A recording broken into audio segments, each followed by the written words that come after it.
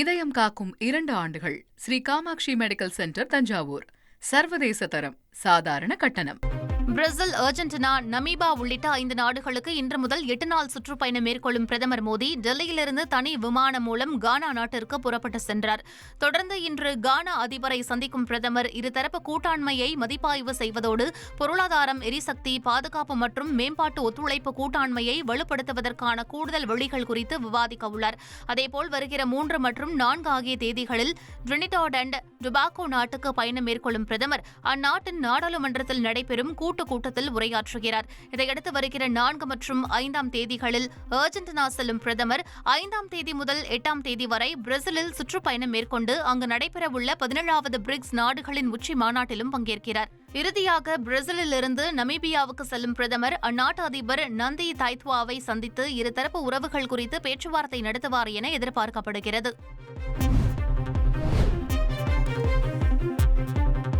மாநிலத்தில் வாக்காளர் பட்டியல் சிறப்பு மதிப்பாய்வு நடைபெற்று வருகிறது.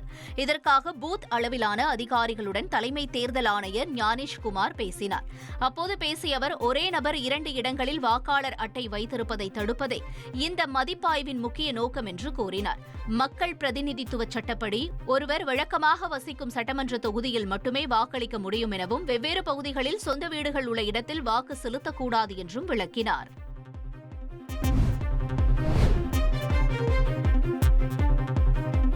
மத்திய பிரதேச மாநிலம் போபாலில் கனமழை பெய்தது. இதனால் பல்வேறு இடங்களில் வெள்ளப்பெருக்கு ஏற்பட்டது. முக்கிய சாலைகளில் மழைநீர் தேங்கியதால் வாகனங்கள் ஊர்ந்து சென்றன. இதனால் வாகன ஓட்டிகள் கடும் அவதிக்கு உள்ளாகினர்.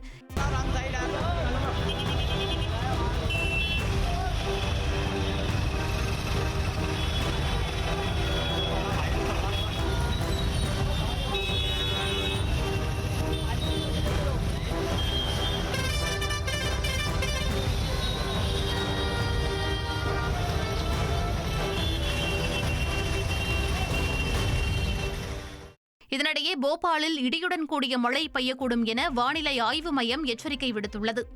இதயம் காக்கும் 2 ஆண்டுகள். Shri Kamakshi medical centre, Thanjavur. சர்வதேச தரம், சாதாரண கட்டணம்.